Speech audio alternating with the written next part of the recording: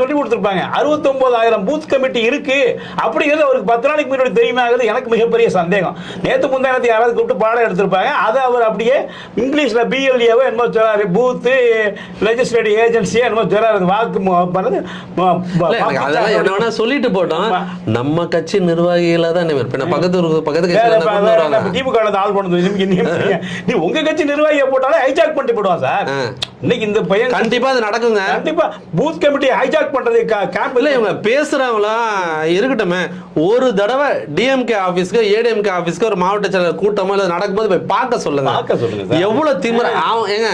எல்லாரும் இதுலயும் கரப்ஷன், எல்லா விஷயத்துலயும் இவர் சொன்னார்ல, கரப்ஷன், கம்யூனலிசம், டைனோசர், வாரிசு அரசியல், லஞ்சம், மத சார்புன்னு இதெல்லாம் PKக்கு வந்து கொண்டு வரணும்னு ஆசை இருக்கான். ஒரு வாட்டி கட்சி ஆபீஸ்க்கு போய் வாங்கலாம்.